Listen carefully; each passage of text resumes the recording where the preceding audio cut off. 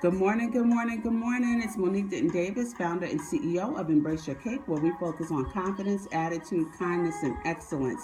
Today is Monday, December 12th. I hope you are having a wonderful, wonderful morning. We are still in our 30 days of confidence in the Embrace Your Cake campaign. If you have not joined us, please join our Facebook group, Embrace Your Cake Campaign. Follow us on Instagram or Twitter at Embrace Your Cake. So, what we're talking about today are the 8 nonverbal cues that convey confidence in your professional life, at work, in your career, as well as an entrepreneur. I found this article on Forbes Online and I thought it was absolutely great and essential that I share this information with you. Some of these things you can start using today. So grab a pen and paper. You might want to take some notes. And again, if you don't have time to take notes, please watch the video once or twice so you get all of this information.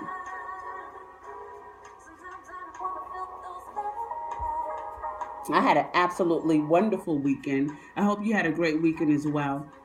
I attended a brunch by Poured by Velvet, the Blessing to Be a Blessing brunch, and it was absolutely phenomenal. There was such a wonderful camaraderie around the women in the brunch. There was such a sense of synergy and togetherness.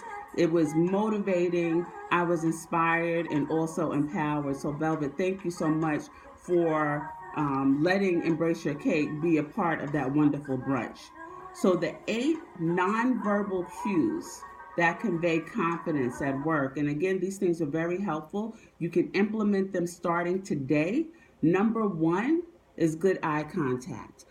Eye contact is your primary tool for establishing nonverbal connections with others. Now, that's definitely nothing new. As a matter of fact, as you were growing up, your parents probably told you to make sure you always maintain eye contact. Not only does that convey that you have confidence in yourself, it conveys that you have confidence in the person that you are conversing with. It also shows that you are engaged and interested in whatever it is that they're saying.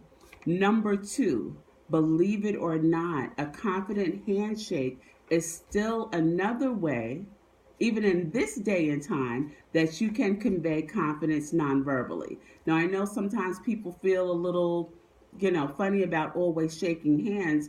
I remember at one time, especially doing job fairs, every single potential job seeker or candidate that came to the table would reach out to shake your hand.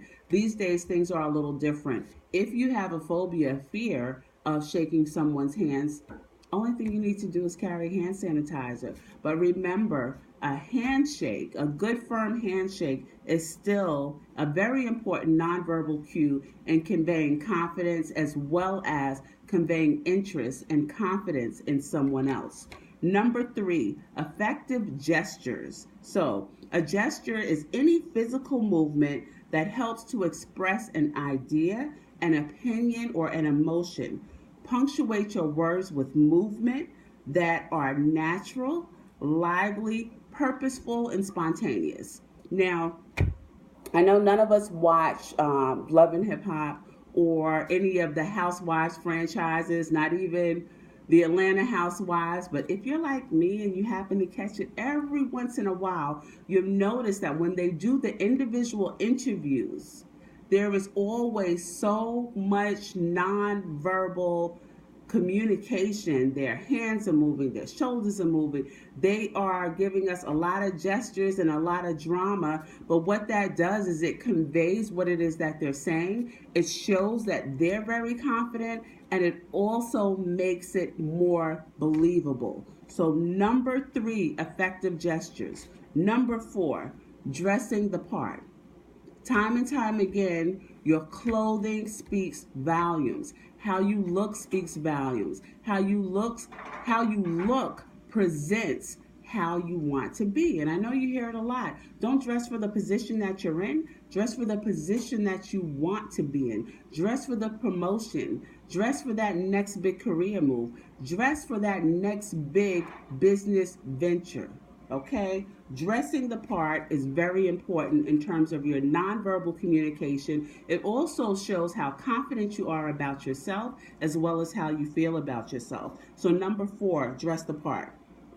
Number 5, authoritative posture and presence. Did you know that in the United States for women, the appropriate stance is to stand with your feet 4 to 6 inches apart?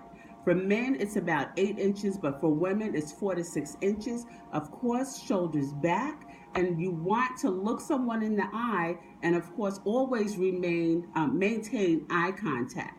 So, number 5 is authoritative posture and presence. Now, when I sit up straight with my shoulders back and I'm looking directly into the camera, I'm conveying more confidence than I would if I was sitting slouched in the chair. You might not even take me seriously. So, number 5, authoritative posture and presence.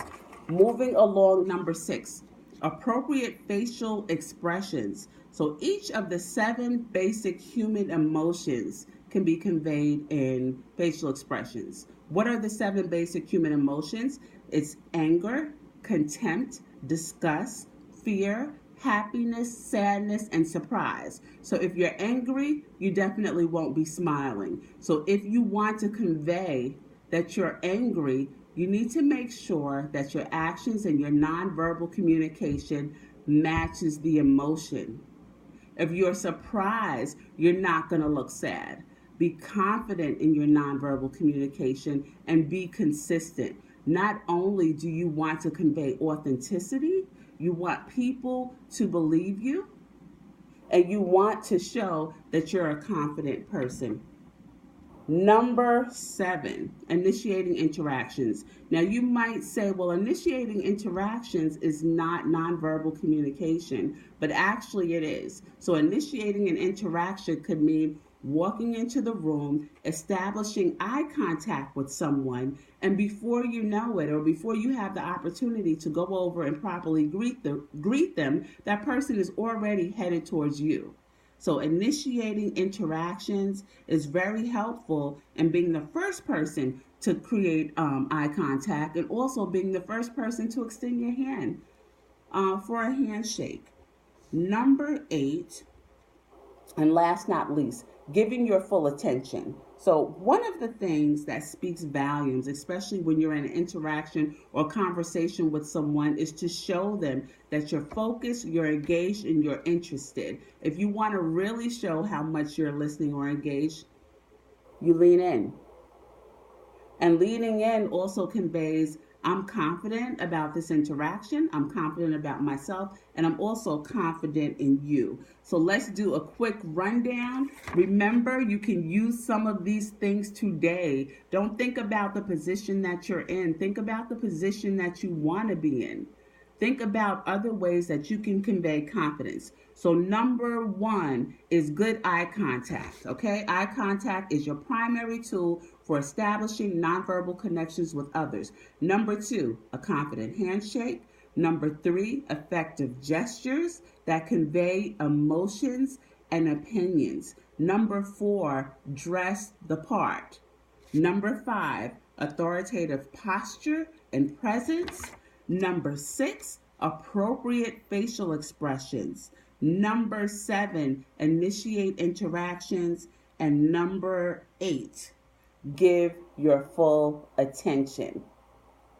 I hope this was helpful for you today. I hope you have a wonderful, wonderful week. Please continue to do the activities in the Embrace Your Cake campaign. The confidence activities could be as small as take 15 minutes to read a book before bedtime, light a candle. These are little small activities that can help improve your confidence. Again, this is Monique Denton Davis. I'm the founder and CEO of Embrace Your Cake, where we focus on confidence, attitude, kindness, and excellence. Have a wonderful, wonderful day.